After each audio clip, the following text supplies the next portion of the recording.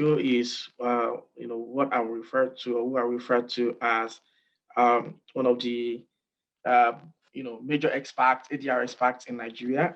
It is such a privilege to have him join us today. Um, I will just quickly give you, a brief, background of Mr. Ojo. He's a legal practitioner and senior partner of SO and C Legal, a law firm based in Lagos. His experience cuts across transaction, documentation, litigation, and ADR, particularly in the areas of corporate, commercial, and international business law. He has attended and distinguished himself in courses both locally and internationally. He's an alumnus of the Academy for American and International Law, where he attended as a recipient of the 2004 Victor Folsom Fellowship Scholarship for Africa. He has also appeared before the various tribunals, both private and governmental, as well as trial and appellate courts in Nigeria. So Joe is a notary public for the Federal Republic of Nigeria. He obtained his bachelor's degree from, uh, they call it Great Ife, Obafemi Awolowo University, and Master of Laws degree in International Business Law from University College London. We share alma mater. He holds two International Business Practice Diploma in International Business Organization and International M&A, respectively, and STEP Advanced Certificate in Trust Creation, Law and Practice. Well, this profile is long. You have his profile inside the brochure. You can read it up later. But it's my pleasure to welcome Mr. Ojo to take the next session on understanding ADR and processes, focusing likely on negotiation and mediation. Mr. Ojo, you may have the floor now. Thank you very much, Abayomi. Good afternoon, good morning, ladies and gentlemen. I thank you all for the opportunity to speak to these issues this morning. As Abayomi has said, alternative dispute resolution has become key in the business space for resolving commercial disputes. You all are representatives of SMEs or working with SMEs. I imagine that in the audience, in this virtual audience that we have, we don't just have SMEs, we also have micro enterprises there. So you can imagine what it would be like if you want to resolve a dispute and you have to expend so much to resolve very little. So my best explanation is like eating crab. When you put a big chunk of the crab in your mouth, you crack into it, the weight with which you break into the crab cannot compare to the little that you're going to get out of it. So it's a lot of work done, a lot of expenditure done, but very little that we have gained. So I will be speaking to the issues of alternative dispute resolution. And the focus of my own presentation is just going to be alternative dispute resolution with reference to negotiation and mediation. Now, we'll of course look at the forms of alternative dispute resolution. What exactly is alternative dispute resolution? Or I'll veer into negotiation and mediation, and then talk about the nuances of mediation, and then we'll close up there. Now, I should caution that what I will be talking about for the most part have to do with processes. What I'm hoping that I'll be able to achieve through this exercise is a situation where I would have succeeded in discussing areas that you can readily relate with, things that you would have experienced on a normal day, on your normal day-to-day experiences, whether you're entering into a contract or whether you are in any form of dispute whatsoever. So it'll be more of processes. Like Abayomi had cautioned earlier on, I will take questions after so that we do not stop the flow. But I'm hoping that I may be able to hold your attention through this next few minutes. and then talk to these issues. So you are looking at a slide now that talks essentially about what exactly conflict is meant to be. Peace is not the absence of conflict. It is, however, it is the ability to handle conflict by peaceful means.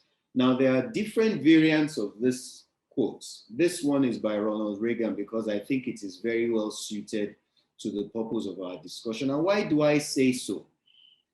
We all are in one form of dispute or the other in our normal day-to-day routines. So how do we resolve it? What exactly is this peaceful means? And this is where we come to the concept of alternative dispute resolution. Alternative dispute resolution is any procedure, I'm being very brash here, but any procedure for resolving disputes without litigation, without going to court. It is not because judges are bad. It is not because the court is a bad place to be. No. But sometimes there are some disputes that we need not take to that forum. In my day-to-day practice as a lawyer, I practice as a negotiator, as a mediator, and as a litigation person. I sit very often as an arbitrator. So what this has done for me over the years is that when somebody sits in front of me, I am able to a fine degree to assess which dispute resolution process I think is better suited to that person's needs. Note what I'm saying. I said better suited to the person's needs. What exactly does the person need from the process? And I'm able to advise on that. So we're looking at processes outside litigation. Now, but then we must understand what we are taking to that forum. What are we taking to that forum for resolution? That is what we call conflict. If you go back to the definition we just talked about now, we're talking about alternative dispute resolution being a process by which we resolve conflicts or disputes. So what is that thing called conflict? Because I think very often we get it wrong, or even if we get it right, the way we behave towards conflict is often what gets us into difficult times and murky waters. Conflict is inevitable, but combat is optional. I tell people that it is my prerogative to be unreasonable. So if you're telling me something that is reasonable, if I do not agree with you, or I know what you're telling me is the truth, but I choose not to agree, then I am totally being unreasonable. But then it is my prerogative. You cannot arrest me for being unreasonable. Yes, I will face the consequences of it eventually, but you cannot arrest me for being unreasonable. So my point is, if I choose to fight you, it is my option. I will face the consequences of it. But what are we talking about here? As business people, as men and women of commerce, as business entities engaged in commercial activity of any type, we cannot but find ourselves in conflict situations. So the question then is, what do we do? What choices do we make? And I make a distinction here between conflict prevention and conflict avoidance. I was happy when Laurel said, dispute prevention will cost you the least. The least. I took that away from Laura's presentation. There's a difference between preventing a dispute and avoiding it. The very essence of what Laura has just taken you through is conflict prevention. So party A knows what his rights are, party B knows what his rights are right from the beginning of the contractual relationship. Somebody asked a question that I thought was rather odd. When do you negotiate a contract? That question is odd. Why do I say it is odd? Because frankly speaking, you shouldn't enter into a contract without negotiating the contract in the first place. You cannot put the cart before the horse. So conflict avoidance, however, is a different thing. Conflict avoidance comes up when you are trying to be nice. You don't want to hurt the person's feelings. You're trying to avoid confrontation. That conflict avoidance is a problem because that problem will never go away. It will never go away, and one party will always feel ultimately like a doormat. So yes, while you encourage conflict prevention, conflict avoidance is a totally different kettle of fish. You don't want to go there because it is going to cost you a lot more. Now, the question is, what are the forms of alternative dispute resolution? We're not going to go into all these forms, but it bears relevance to mention these forms to you to at least bring some context to what we're talking about. Negotiation is what you normally would do. In fact, to be honest, when there is a dispute, the default mode of the average business person is a negotiation. You call the person, come, I told you to do this. Why did you do this? Why did you go this way? Oh, I asked you to supply this. You have supplied the wrong thing. How are we going to sort out this thing? I'm not going to take this. I'm not going to do that. I'm not going to do that. The truth be told, when you start that process of conversation, what you are doing is negotiating. It sounds funny, but in a minute, you will see what kind of negotiation you were actually engaged in when you were doing that. But negotiation is the very first port of call. It is perhaps even the cheapest. Then mediation. Mediation, put differently, as we'll come to find, is assisted negotiation. The difference is that some third party comes in to assist you, assist the parties to negotiate. Why will the third party come in? How will the third party come in? We will deal with that very soon. Then arbitration is the next one. Arbitration wears the semblance of litigation. However, it is less formal, it is more consensual, it offers more benefits. That is an area where Fumi Iyai will discuss with you tomorrow. But it is a form of dispute resolution. It wears the semblance of litigation to the extent that there will always be a winner and there will always be a loser. Because when you negotiate or mediate, the decision ultimately is the decision of the parties. But when you go into arbitration, both parties have not been able to reach any compromise or any agreement. So you are leaving it in the hands of a third party to say, you judge it and decide for us. What do you think from what we're seeing here? So that is an arbitration. The only difference, and you get more from that tomorrow when Fumi speaks to you about it, is that arbitration is not a court, it is less formal. And it only arbitration, as indeed negotiation and all other ADR processes, have the advantage of enabling you as parties in disputes to choose who decides your dispute, how your dispute is decided, where your dispute is decided, when your dispute is decided.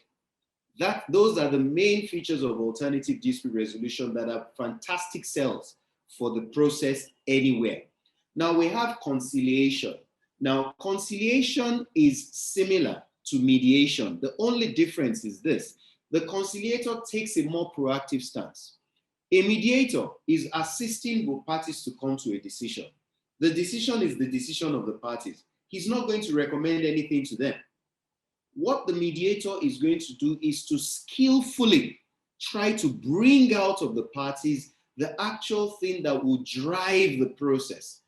There is a saying that the devil is in the details. Those things that never find their way to the black and white of your contract documents are the things that drive the contract. That is what the mediator is trying to get into so as to get the parties to come to an understanding. The conciliator may do that, but the conciliator takes a more proactive step by even recommending sometimes that this is the way. How about doing this? He sees it as an obligation to make sure that you reach an agreement, which is not the remit of the mediator. Med-up is a fusion of mediation and arbitration. It is very possible that parties begin to mediate the dispute. Maybe there are about 5 issues that you want to contend. However, you can only succeed when mediating. You only succeeded on maybe 2 out of the 5. But you resolve that the remaining 3 should be dealt with by the neutral third party who will hand in a decision. And lastly, there is early neutral evaluation. You can find this mostly in construction industry. You know, when you're having a construction work, an ongoing construction work, you cannot tie down money to go for 6 months, 5 months, 10 months, trying to resolve the dispute. So very often you call a neutral, who often is an expert. Maybe it is an architectural issue, maybe it's an engineering issue. The expert takes both sides of the divide, looks at it, does an evaluative process, and tells you the way to go so that the contract can continue seamlessly within a very, very short time, so that you don't have the downtime expenses that will come on account of maybe delays on projects and all. If you look at a typical construction site, you have a payloader, which you are paying for every day. You have equipment on site which are being paid for by the day. So the shorter the time to resolve a dispute that emanates in that context, the better for you. So we're talking negotiation and arbitration in this presentation. What is negotiation? A dialogue between 2 or more people or parties that is intended to reach a beneficial outcome. A mutually beneficial outcome is what I should have put there. A mutually beneficial outcome over 1 or more issues, wherever a conflict exists in respect to at the very least 1. You remember I just talked to you now about MedApp, where sometimes you have just 1 issue decided upon while the others remain outstanding. Mediation is a process in which a neutral third party assists disputing parties to work towards reaching a negotiated agreement in settlement of a dispute. Take note, a negotiated agreement, which means that the mediator is coming in to facilitate negotiation. It is important for you to bear that in mind. The mediator is coming in to facilitate negotiation. So, when I spoke a few minutes ago, I talked about a dispute coming and the man picks up his phone and he says, look, why did you do this? Why did you do that? And I said to you, what you're actually doing is negotiating, but what form of negotiation are you doing? Now, in this book, I met this gentleman sometime in 2004, and he taught me on a course in negotiation and arbitration. And he had just written this book at that time. And it was a very profound book because he identified 3 models: negotiation as a compromise, negotiation as domination, negotiation as joint problem solving by both parties. Let us look at these models and talk about them. Then you'll be able to say, which one do you think you were deploying at that time? And perhaps if you should have used another model, maybe you will now, with this opportunity, imbibe that model, learn that model, and learn to apply that model. The first is negotiation as a compromise. It's identified as distributive bargaining. One thing I want you to notice about it is that it has a win-lose to it. It has a win-lose. That means you gain one, you lose the other. I'm sure most of us have had expressions where you win some, you lose some, you win some, you lose some. So basically what it is that it assumes that both of you have, and I'm using 2 parties for an example now, have irreconcilable goals. Your goals are not compatible, but both of you have resolved that you have to negotiate and reach a compromise. So what do? All right, I will leave this one. You will leave that one. I will leave this. You will leave that. I will leave this. You will leave it. And then you now come to the one that both of you can agree with. The point about the losing, yes, you would win to the extent that you get value. You reach a decision that has arisen through the negotiation process. However, there are still some things that you've had to lose in the process, which again, is just a model. Sometimes it works well, sometimes it doesn't work well. You're trying to divide just that one single fixed pie. And to get to divide it, both of you make concessions. So what other model do we have? Negotiation as domination. So the man that grabs his phone and begins to rain insults, he's negotiating all right, but sometimes, and as in most times, he's perhaps trying to dominate the other person. And all of us, including me, yours truly, we've been in situations where you have the upper hand in a negotiation and you are forcing something down the throat of the other man. That is what negotiation by domination it deals with. So you have it sometimes as business people, maybe you're providing service to a big entity. So let me give an example. Maybe you're a catering company that is providing services to an airline. The airline, you begin to perceive they have very many options available to them. They don't have to use you, so you have many options available to them.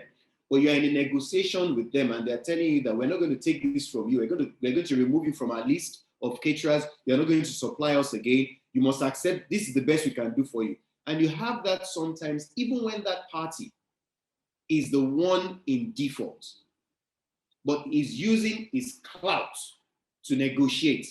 So ultimately, you find a situation where that party takes the bigger chunk, if not all, of the fixed pie. That is what happens in negotiation as domination. Like I said, it's a variant of the first model because you're going to have to be forced to make concessions. And you're obviously making losses in the process of making those concessions. The only difference is that while in this one, there isn't a balance, in the other one, there is a fair balance, and both of you actually come to that agreement mutually. You have an understanding. The third one is negotiation as joint problem solving. Now, this is a very interesting one, and this is the place that most business people are encouraged to go to. Let me tell you something, listeners. It's very possible, whether you like it or not, to find yourself in a courtroom. Sometimes you'll be sued when you shouldn't even have been sued in the first place. Under the rules of court, there is something called asking the courts to throw out the case because it does not disclose anything reasonable against me. Now, you can ask the court to do that. Your lawyer can ask the court to do that. But the fact of the matter is that you still have been taken to court. You have also have to bear the cost of the lawyer. So there will be some times where unreasonable things are thrown against you. Now, that is something that is inevitable, especially when you're dealing with negotiation as domination.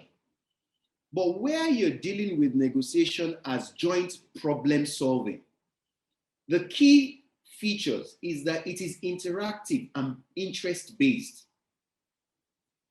What do I mean by being interactive and interest-based? So sometimes what you're seeing on paper is one thing. What is driving the entire dispute resolution process is a totally different thing. In this model, what is happening is that parties identify, look, we are where we are. There are problems. This is a problem we have to take as our own problem. So they see themselves as, they see the problems as their joint problems. Even if it is more weighted towards one than the other, that other will try and see how best to manage the situation so that that other person will be alleviated, such that he also will get some alleviation in the process.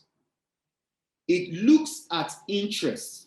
Those goals, they are not incompatible. They start with a default mode that, no, we're looking for the same thing. It is not incompatible.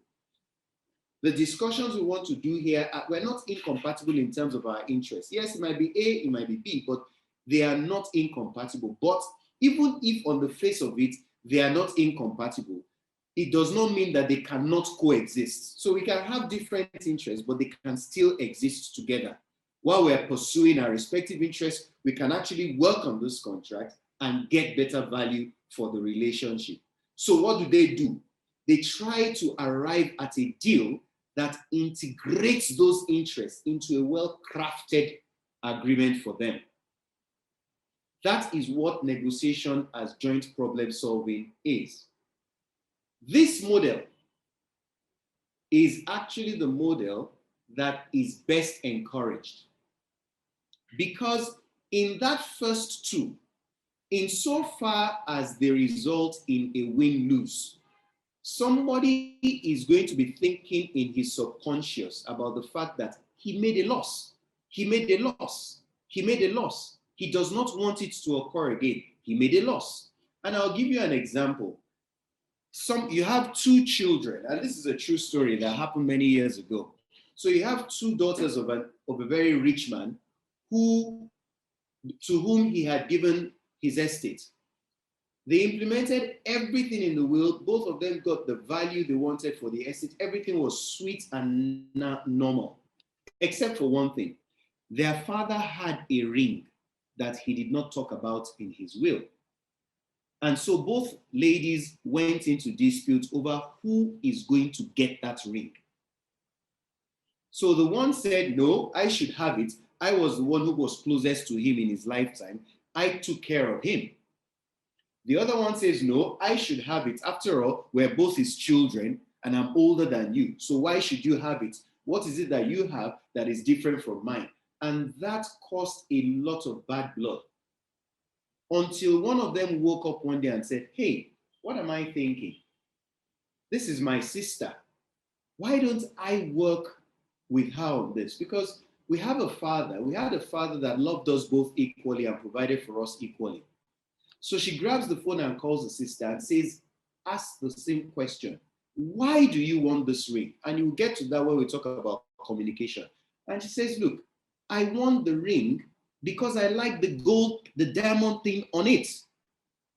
That's the only reason she wanted the ring. Oh, that's why you want the ring? Yes, okay, why do you want the ring? Well, I just want the ring because it's just a sentimental thing for me to remember Daddy by. And that's how they were able to do it, because the person that wanted the pendant got the ring, got the pendant off the ring, while the person that wanted it for sentimental value still got it and went to put the pendant on an old ring she had and got the jeweler to put it there. That is what, when you deal with negotiation as joint problem solving, that is the kind of result that you get from it. And that is what in negotiation terms is called principled negotiation. It is an interest-based approach to negotiation that focuses primarily on managing the conflict and conflict resolution.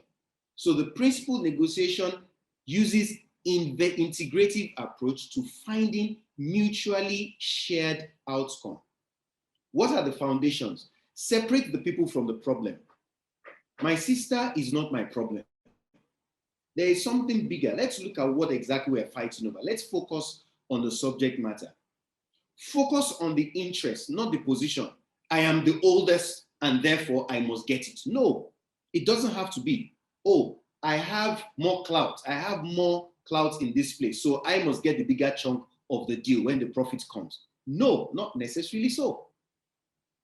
Because when you have money to put down, somebody might have capacity to make that money earn bigger money for you. So the mere fact that you have cash does not of itself mean that you have the all in all, because everybody brings something to the table. Invent options for mutual gain, which is what these girls did. Invent options that will be more beneficial to both of you. And then insist on an objective criteria. Insisting on yourselves applying objective criteria, basically saying to you, okay, what would be the norm? What's be looking at? Is it your standard or my standard, or a standard that will be beneficial to us both, that is independent of us?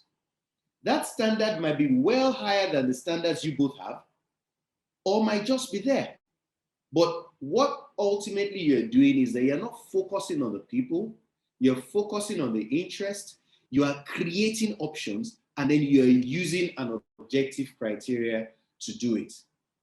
So, like we said, you have negotiation, and then you have mediation, which is assisted negotiation.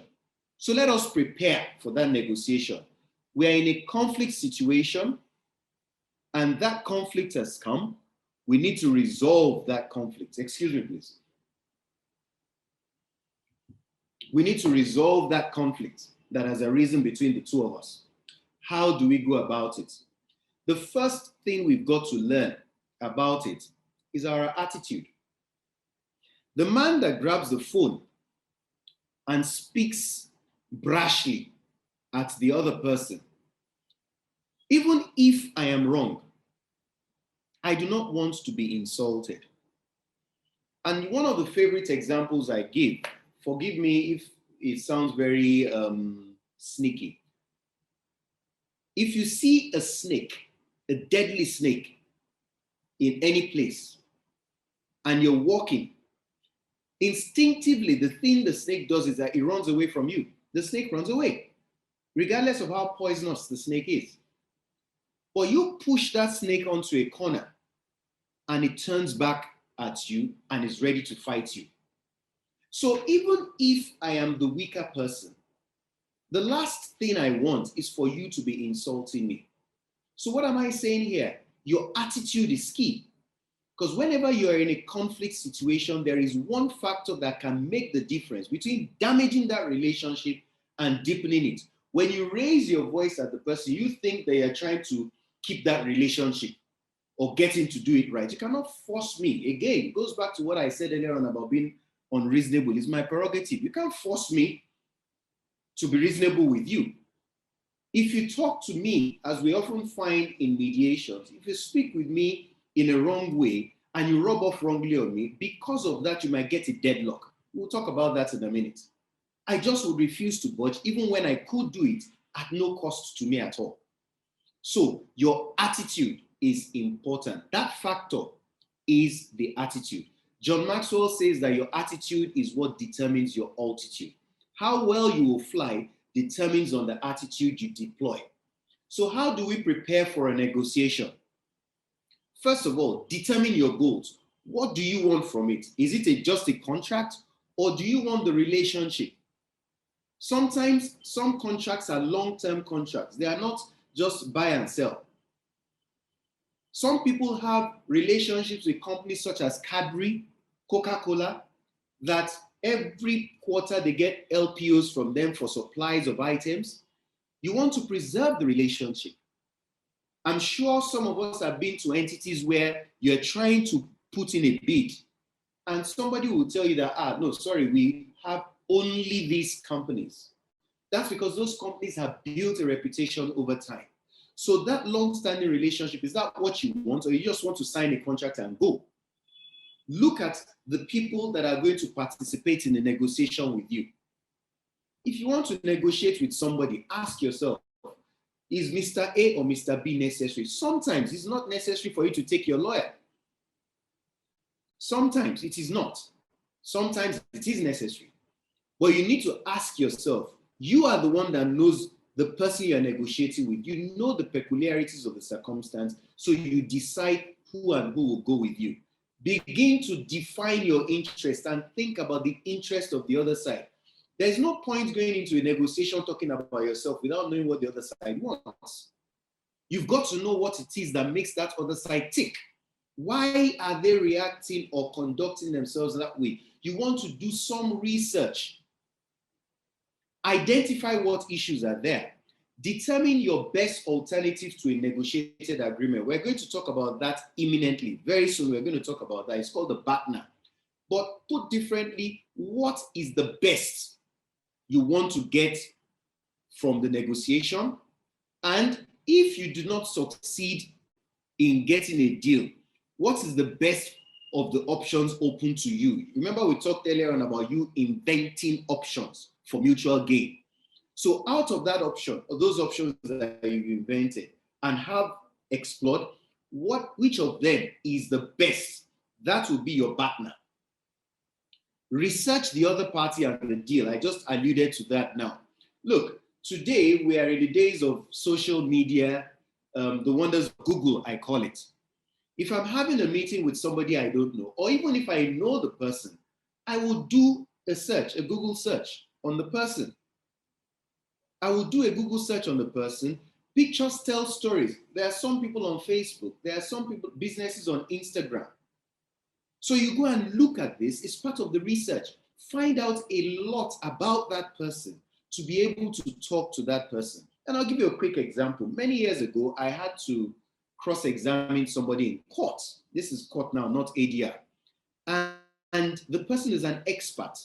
And I thought to myself, he's a forensic expert. I didn't know how or where to start from. It is not a subject I went to school to study. So how will I cross-examine the thing? And I knew the man was coming to lie. So what did I do? I went on Google. I Googled the man's name. It came up. It gave me a list of cases where the man had testified and that his cases had been up, his testimony had been upheld. That didn't make me feel good because I was looking for something to show that is a liar. Then I refined my search and I said, this man's name with evidence rejected. Oh my word, I saw something beautiful come out of it. I saw something beautiful. I know no matter how pitch, no matter how dense darkness is, if you strike a match, where that match is, there will be light. And that was what I used, and it availed me.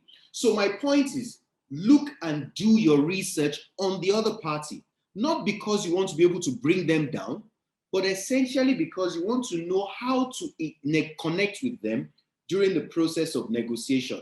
And as we said earlier on, formulate mutually beneficial options. So what is your BATNA? Your BATNA is the standard against which any proposed agreement should be measured. You will understand more what I mean by that very soon. Because what we're talking about here is you're going to an agreement. You must have anticipated something. But don't go without inventing options. We'll come to that now. That's the next slide. You will understand it fuller. Next slide. But what your BATNA does is that it provides a balance between two things. If you do not prepare for a negotiation, if you don't prepare properly, you are likely to reject an offer that you should have accepted, or you may well end up accepting an offer that you have rejected. But if you follow up on the proper preparations, which is what I talked about before, they form part of your processing your BATNA, you will find out that it is not likely that you will reject an offer that you ought to accept, and it is also unlikely that you will accept an offer that you should have rejected because you have a holistic view of everything that you need. Your BATNA versus your bottom line. You know what your BATNA is. Your bottom line is your reserve, something below which you will never fall. But some people call it WATNA. That is, as opposed to when one is the best, the other one is the worst. So what is the worst alternative to a negotiated agreement? So look at those options that you invented. You have taken the best as your BATNA. Clearly, the least likely that you're going to take will be the worst of those options. So that's your WATNA.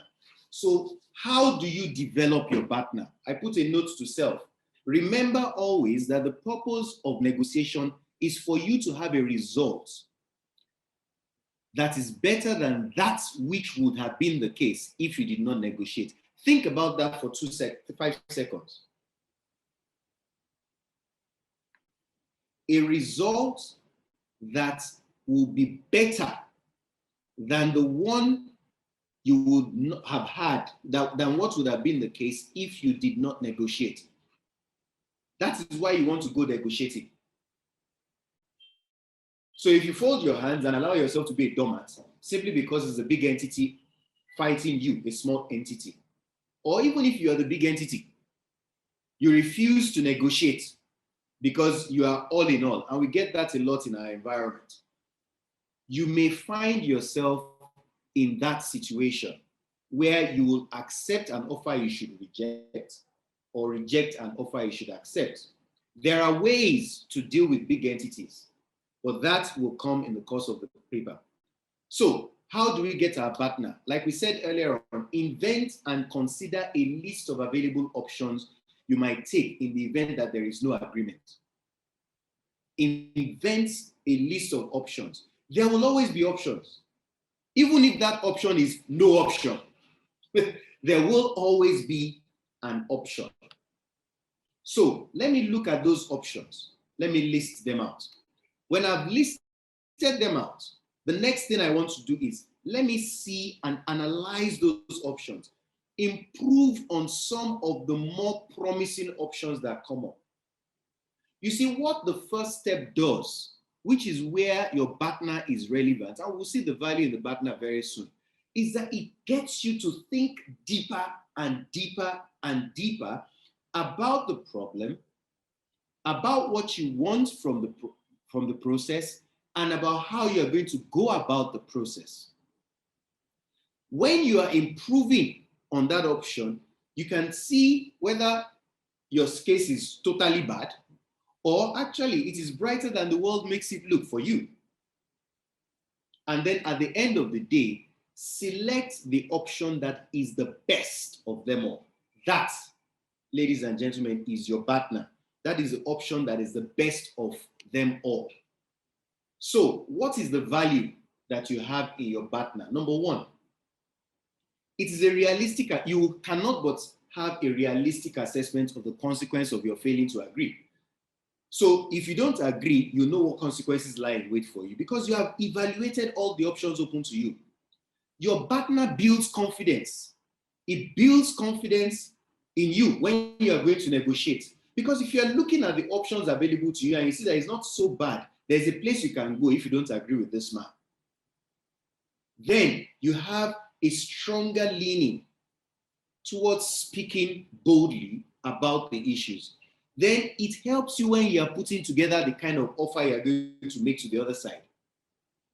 Then it can also help you to determine whether or not there will be a deal with the other side.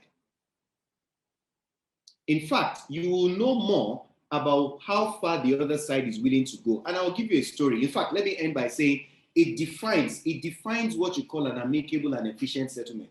Let me tell you a story, and this is another true story. I think it was in the year 2000. I read this many years ago, when most of us will know the company Daimler-Benz. Daimler-Benz are the makers of Mercedes-Benz. Daimler-Benz merged with Chrysler, which is another company. Now, what happened was that the market was competitive. Mergers were the way to go. Mergers had become inevitable. So Mercedes-Benz was in talks with Chrysler about merging.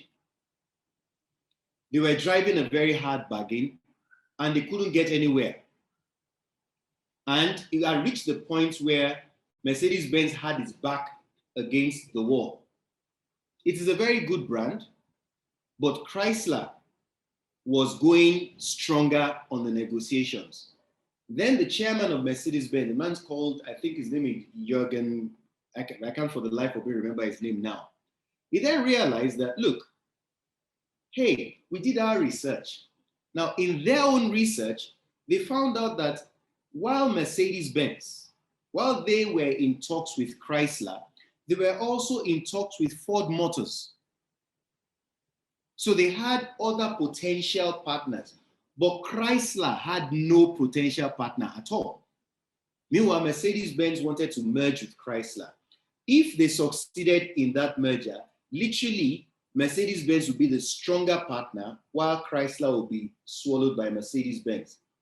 However, the option open to Mercedes-Benz, which is why they were discussing with Chrysler, is that if they had merged with Ford, there was a possibility that Ford would swallow up Mercedes-Benz because that would be a more dominant partner. So it was the best alternative they had to a negotiated agreement because they still had merger talks ongoing on the side. However, they wanted Chrysler. So at that point, they decided that, oh, well, should we disclose? Because that's one of the things you're going to also learn in another slide now. Perhaps now that we're at this point, we need to disclose these points to them. So they told Chrysler, look, hey, if you don't agree with us. We have this option, but we would rather go with you. Now, that immediately turned the tables because Chrysler knew it was in a market that was strong and heavy and the competition was rife and it needed a merger partner. And that was how Daimler-Benz took over Chrysler. I'm sure most of you hear of Daimler-Benz. You don't hear of Chrysler today. So that is the power in your partner. That is the power that lies in your partner. So when we go to the desk and we try to negotiate, what are the things that we need to be mindful of? Number one, communication is key. Again, that man picked up the phone and was raining insults. If he had spoken better, it may have been different. Now, listen attentively. Listen to understand and be active listeners.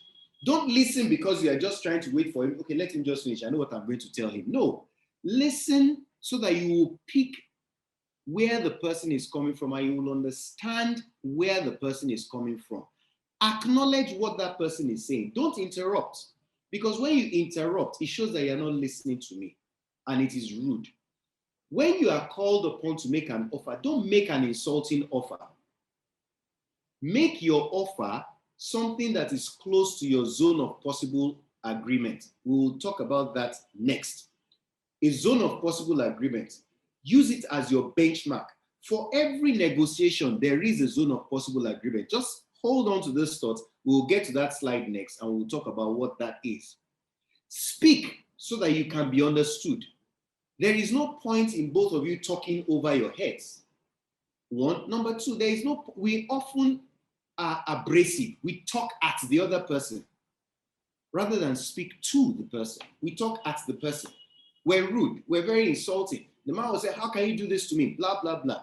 And this is a quote I found, which interesting. 10% of conflict is due to the difference of opinion, while 90% is due to the tone of your voice.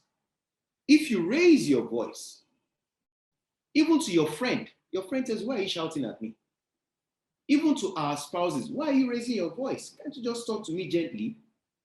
Sometimes because of the attitude you deploy, you get the wrong answer.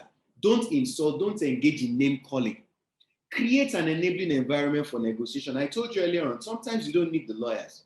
The lawyers have been in mediations. I cannot go, maybe during the Q&A, I'll talk about it. But you sometimes have situations where some people being in the room make it impossible to really negotiate. And those people, I'm not talking about lawyers alone. It can be anybody. I may not want to speak openly in front of this man who is an architect on the construction site. Maybe because I know there are certain things that have gone on before. So be sure to make sure that every person who is there has a key part to play. Speak about yourself, not about the other side. That's a way of cautioning yourself when you're speaking to the person. Let the other side also understand how you feel. Because when you are listening actively to understand how that person is feeling, to understand where that person is coming from. It stands to reason that you also want him or her to understand what you're feeling and where you're coming from. Speak for a purpose. Don't just be flippant about things. Don't over-communicate. You don't have to tell everything out there. Speak only to that which is relevant. The chairman of Daimler-Benz waited till a particular point before he brought the cat out, let the cat out of the bag, before he brought out his own joker. And that was because he wanted to swing the negotiation. In fact, that piece is titled Taking a Ride, How Daimler-Benz Drove Away with Chrysler. That's the title of that piece. So you have to be strategic. That's what it basically means when you are talking about it. So I talked about the zone of possible agreement. This is a bargaining range in an area where two or more negotiation parties may find common ground. So let me explain this map to you. So on the right corner here, you see $10 million. And I'm using dollars because I'm saying this is an international conference. I'll just use the figures. And here you see 6 million. Below here, you see 8 million. And here you see 4 million. Now, this blue line here is the seller settlement range. So the seller has come and say, I have this car to sell, or I have this house to sell in Banana Island. Now, my asking, this 10M, is literally what you and I in common parlance will say is my asking price. However, I will not go below 6 million. On the flip side, you have a buyer who wants to buy that property. His budget is 4 million, but he says he will not go below above 8 million to buy that property. 8 million is the maximum that the buyer is willing to expend to buy that property. Where is the zone of possible agreement? It's somewhere between here and here. That is to say 8 million minus 6 million. So you will find out that you are working between, so any deal that falls from 6 million to 8 million will typically be beneficial to both parties because each party would have got value for their transaction. It will not be a win-lose, it will be a win-win. But you can only have a ZOPA where there is an overlap. Without an overlap in expectations, you will not have a ZOPA. So when you are going to make your offer, as we just talked about, try and make your offer as close as possible to the zone of possible agreement. So in this transaction, if you want to make an offer, maybe you want to start with 5 million. You want to make an offer for 5 million and you can start from that. So that is one of the things. But the thing that your partner, preparing your partner would have done is that in the course of the discussions, you will come to an understanding of what the ZOPA is. So when you're going to make your offer, you are try to start from it. Don't start from 4. Because before you left your office, you were saying that 4 is what you want to pay. But when you started having this conversation, and with all the conversations that have come, we have realized that there is actually a need for you to increase and improve on it. But still, you want to work within a particular zone. So when both of you negotiate, that zone of possible agreement, anything between 6 and 8 million stands to be something that the parties will find mutually beneficial. A quick inroad into mediation.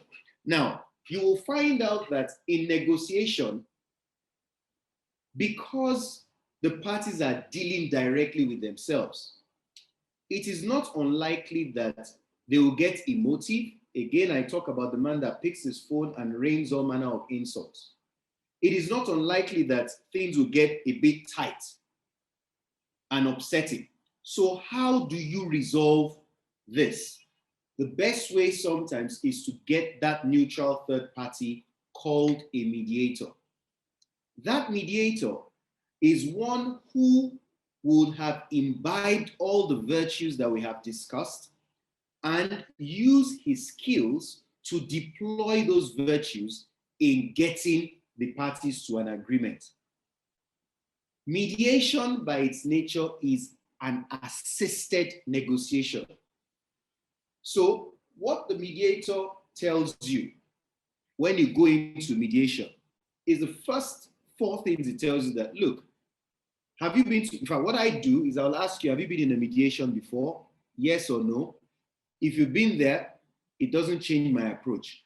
If you haven't been there, it doesn't change my approach. Why do I say that? I say, oh, if you've been there, I say, oh, so you understand the process a bit, but permit me to restate how this would go. This process sits on 4 pillars.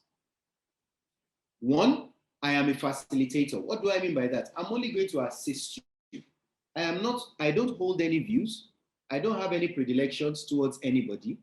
I am a neutral. I will only come in to assist you to negotiate and come to an agreement. So this dispute is your dispute. The resolution is your resolution. The offers are going to be your offers. But hopefully through this process, I will assist you to come to acceptable understanding of one another and also to come to acceptable agreements with one another.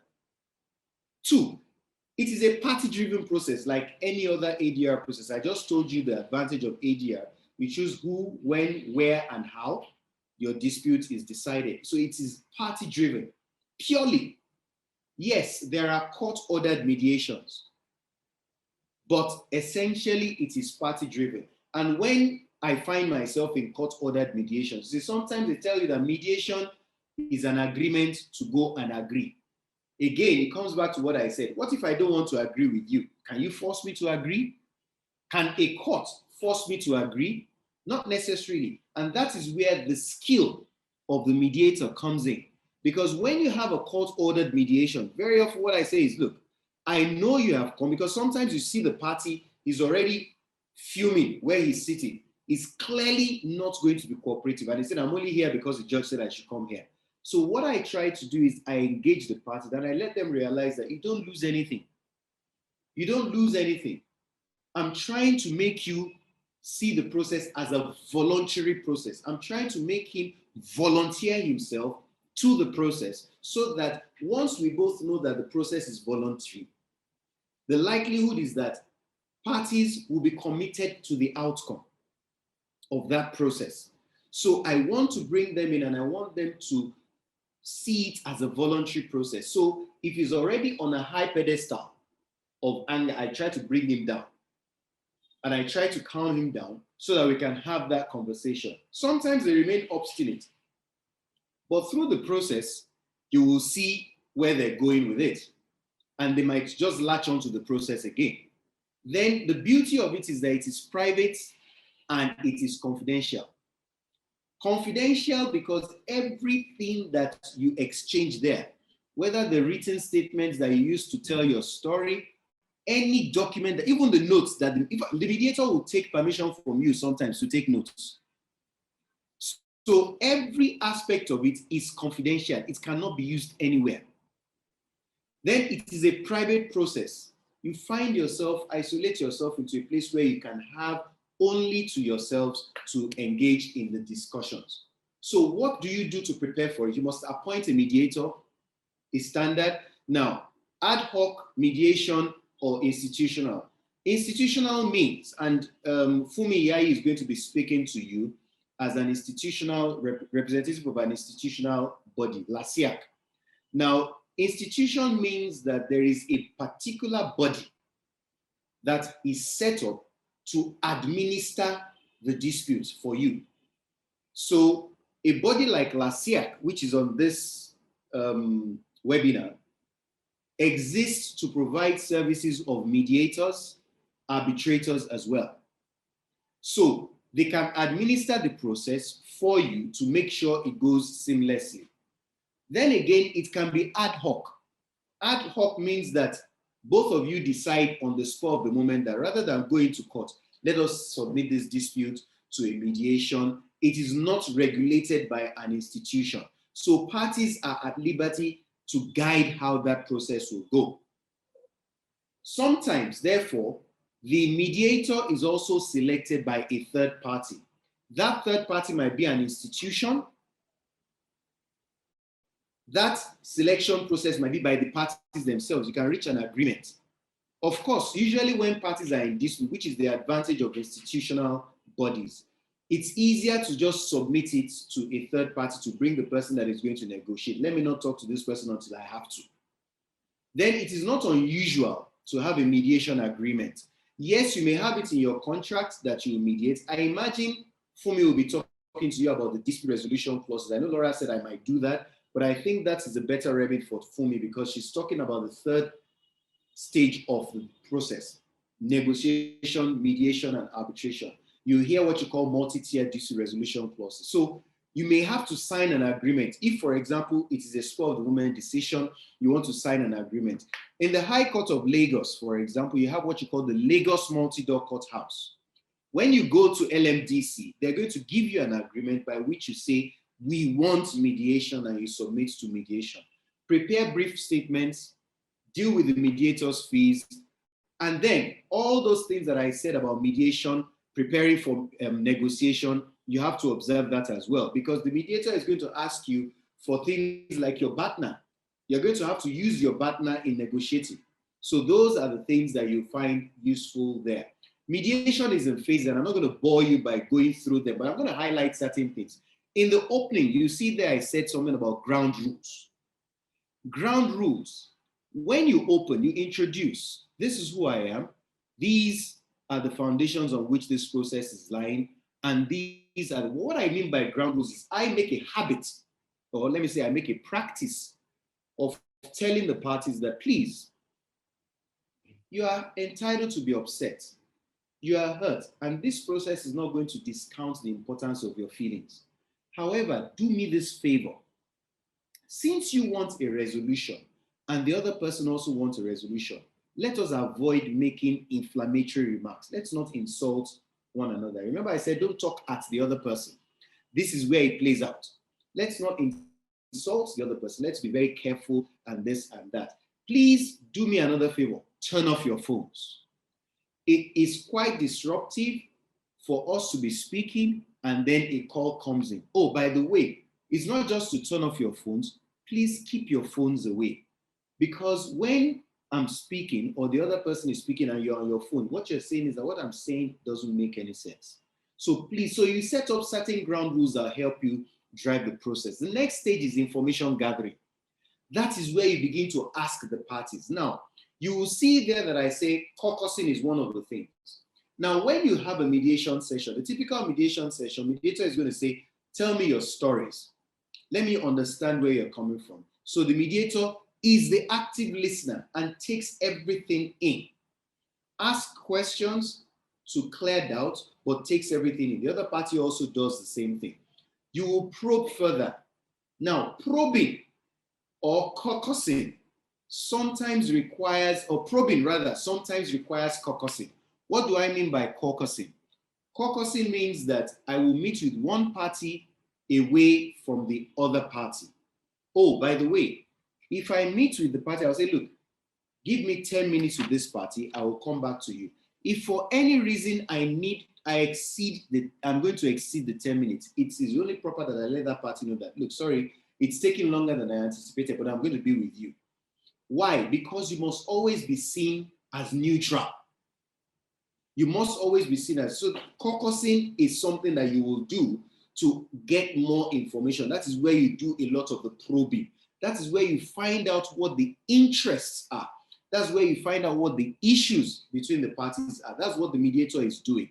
Now, when the mediator caucuses out, please, I want you to note this very interesting thing.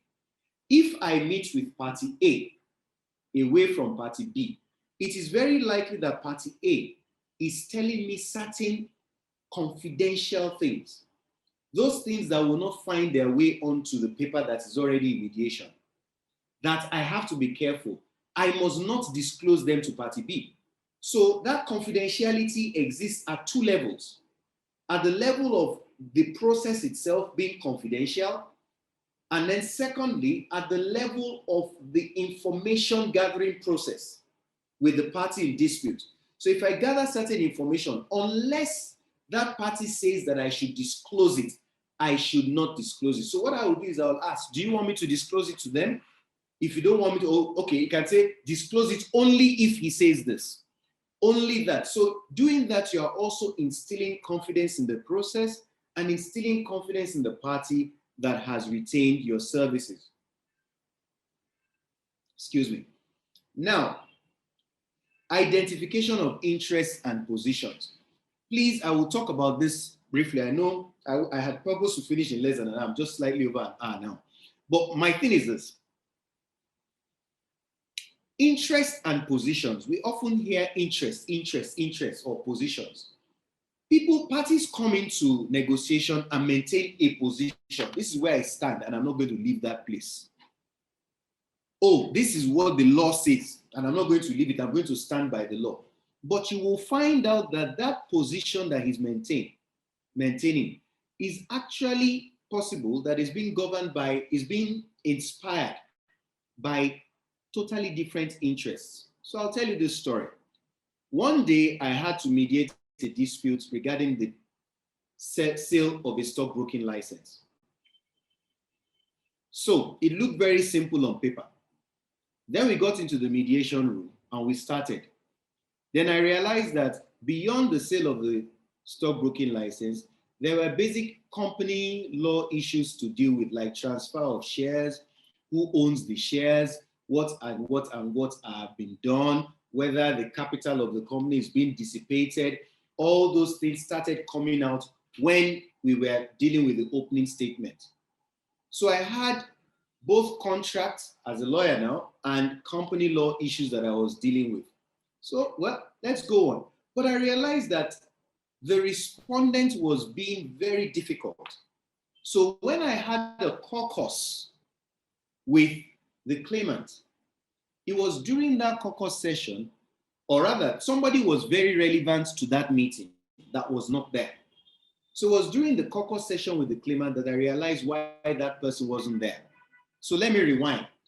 The respondent, the person representing the respondent, was the chairman of the company that was selling the stockbroking license, who happened to also be the husband of the managing director. The managing director was not in the room, and it was the managing director that took most of the decisions, including the decision on sale of the license. Now, it was during the caucus session that I realized that the reason the chairman of the company was being difficult was his ego. Why? Because at that time, he was going through a bitter divorce with his wife. So, from basic contract, I have moved to company law. From company law, I have moved to matrimonial matters.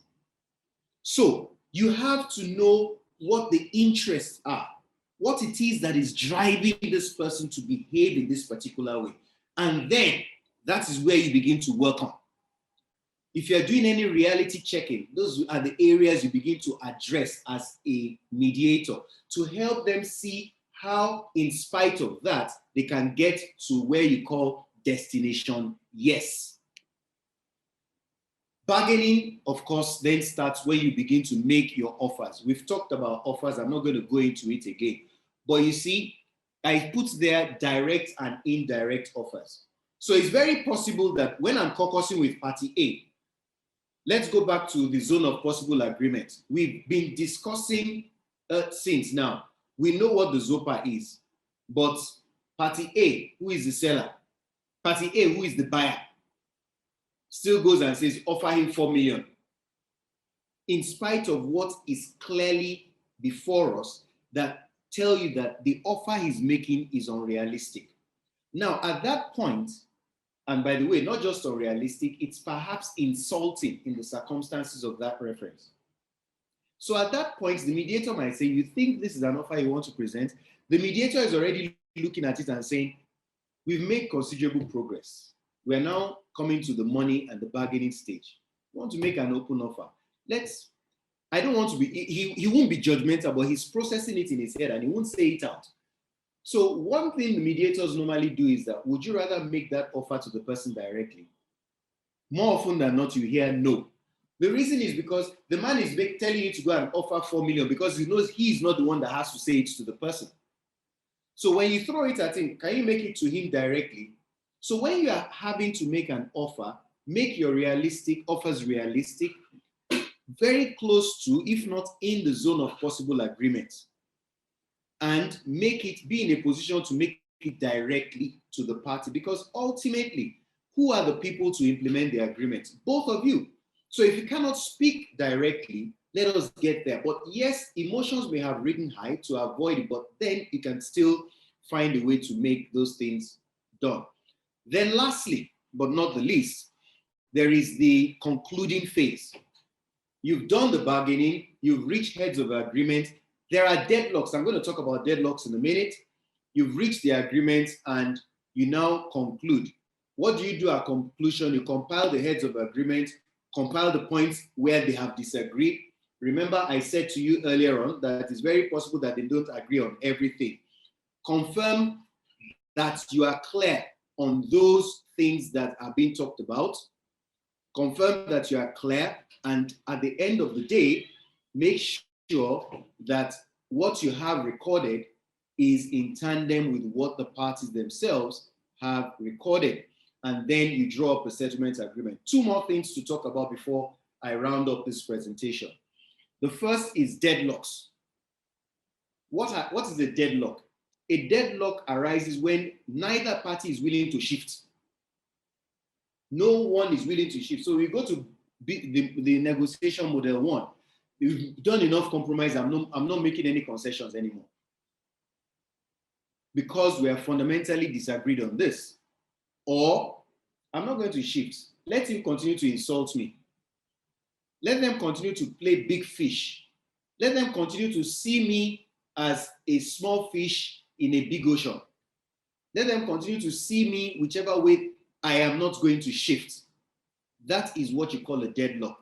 What are the things that can cause it? Unrealistic and impractical expectations. You're making an insulting offer. We've gone this far, we've made so much traction, and then take the wind out of our sail by just making this ridiculous offer. So I think this man is not serious. Let's go back to our trenches. So I stick. Then there is emotional baggage and hurt. So go to the story that I just told you now, that I was actually dealing with a domestic situation. So deadlock. Sometimes pride. I mediated a dispute where a customer owed a bank money, or the bank is said to have, the bank says that the customer owed money. But in point of fact, the customer in the middle of the month paid all the amount that was owed. It was about 200 and something million, and he got a good business deal with which he was able to pay up everything. The only problem was that, as most of you business persons know, when you borrow money, interest does not drop until the end of the month. So he paid the money in full in the middle of the month, but the interest that had accrued did not drop until the end of the month. By the time the interest dropped, the account was already empty. So he began to read again and was being compounded. So when he got the letter of demand, he felt, what nonsense. So he felt very, very good. I'm strong on this. How can the bank be writing a letter to me? Then later, when we got into the mediation, he now realized that, in point of fact, he should have kept some money in the account to deal with the interest element. And that was where the problem of deadlock came.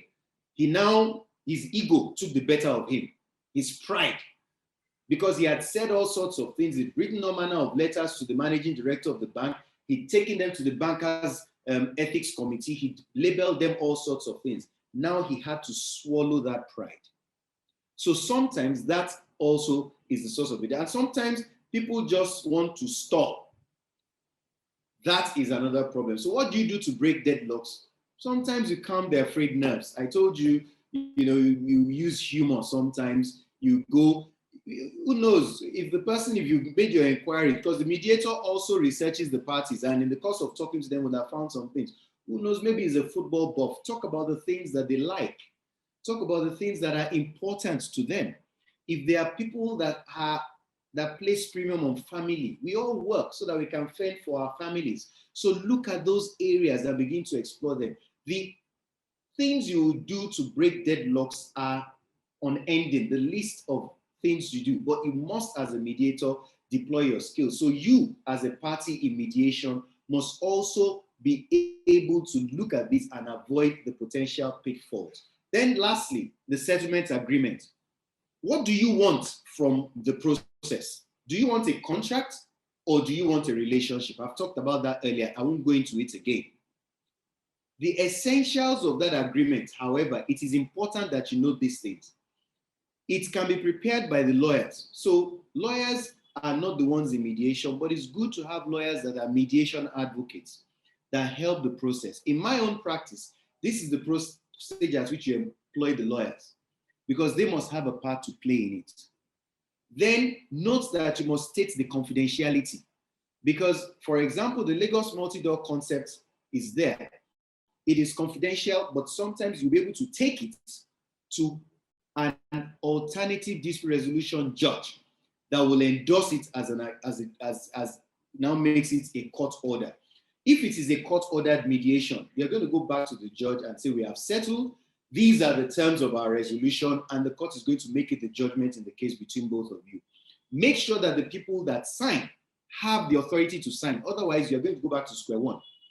Or put differently, you go back to the proverbial land of Egypt, where you were in captivity before.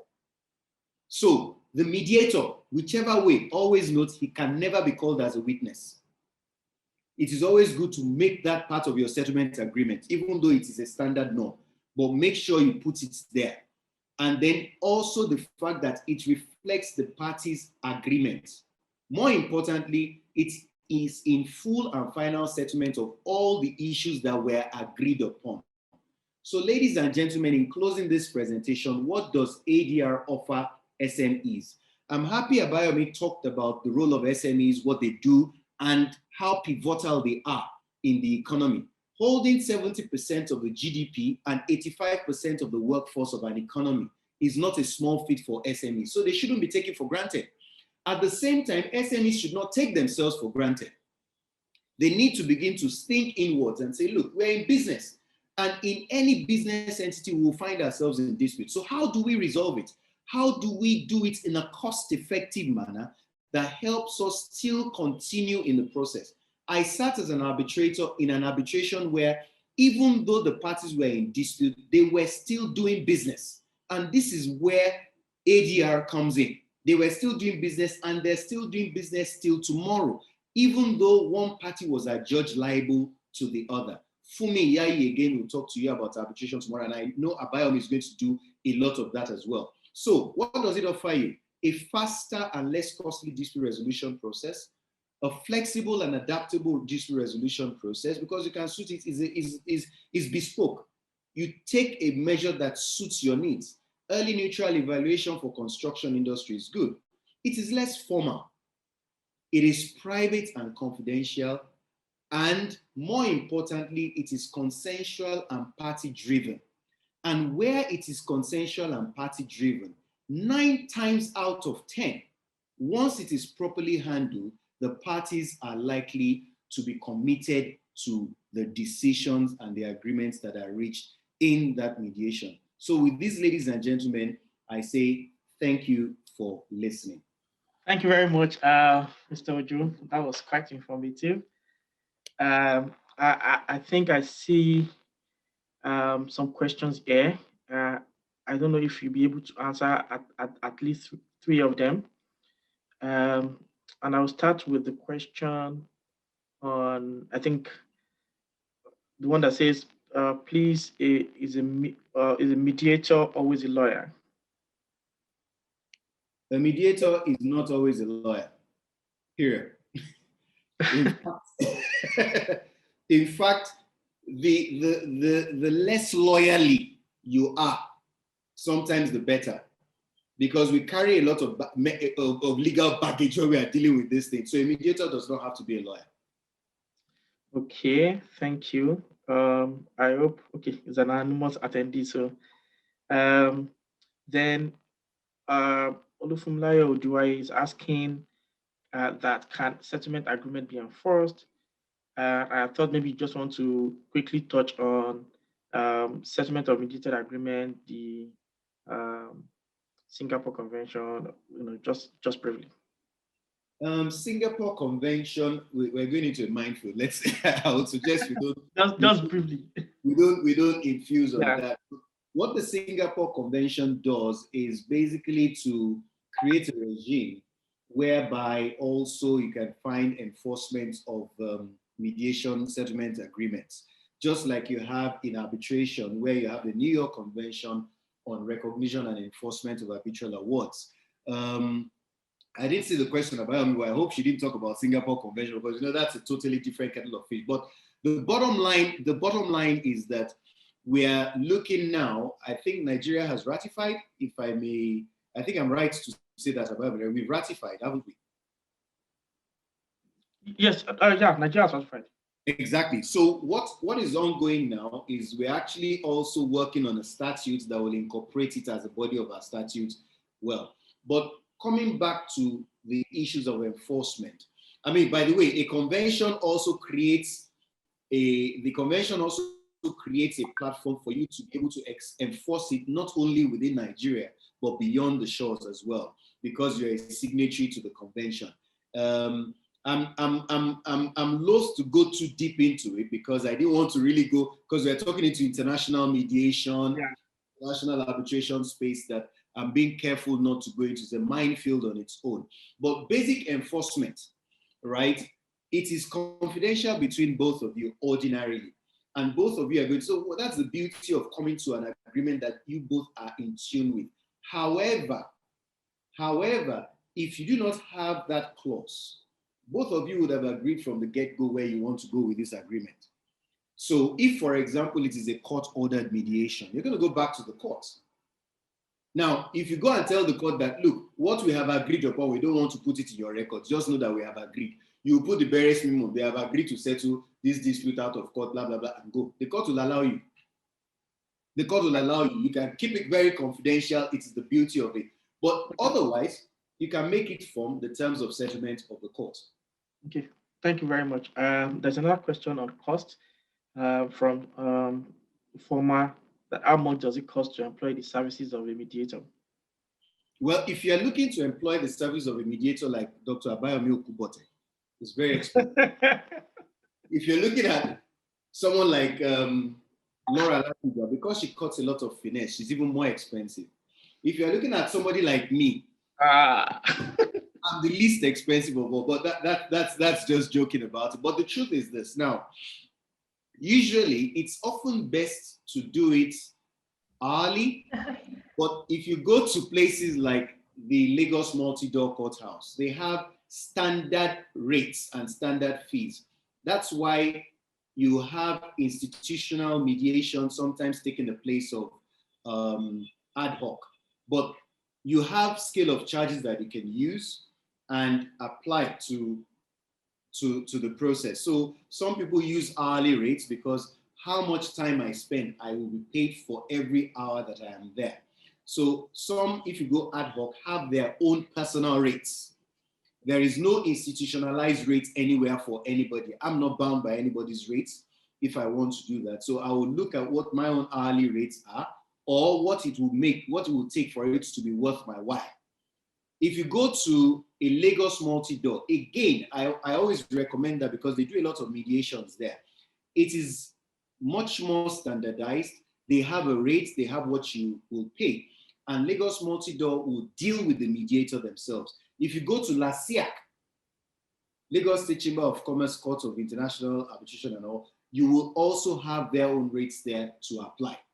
So, but you will not have a standard rate that works across board with everybody, even in the field of arbitration. It's no different from how lawyers don't have standard rates for all things they do.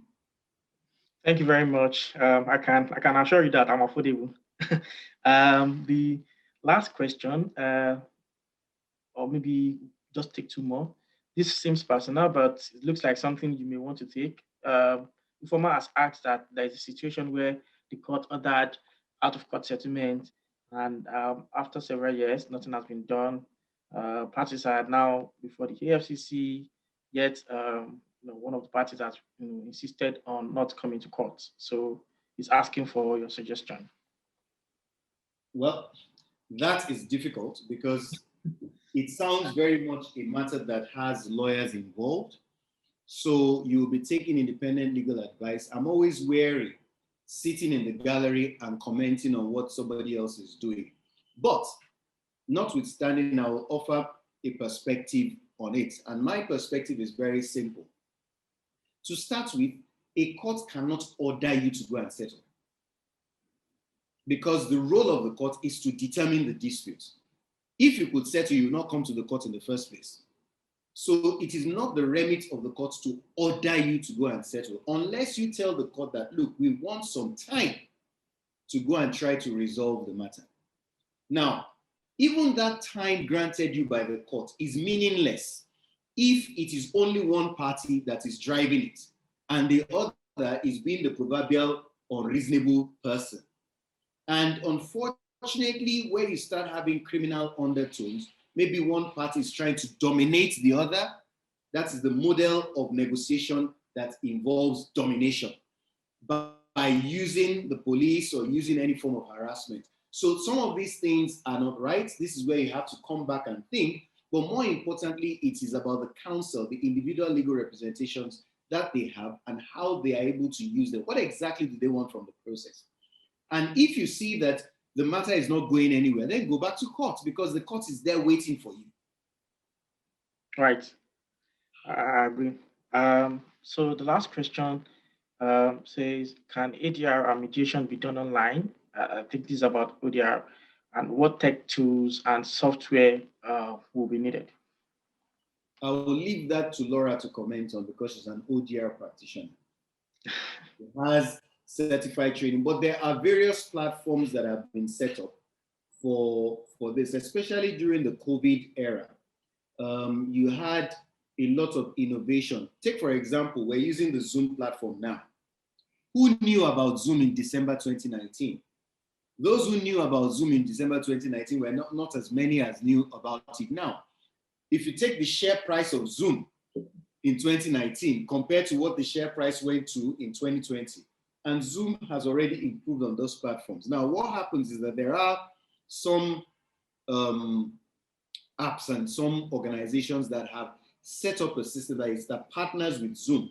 For example, Opus, right? So you can have online dispute resolution that can be done. Even in under the auspices of Chartered Institute of Arbitrators, we train using the big blue button. There is a platform where they can have the mediations done online. It is now becoming very well accepted and it is ongoing. So the simple answer to the question is yes, it can be. Research it. Again, I always say the wonders of Google.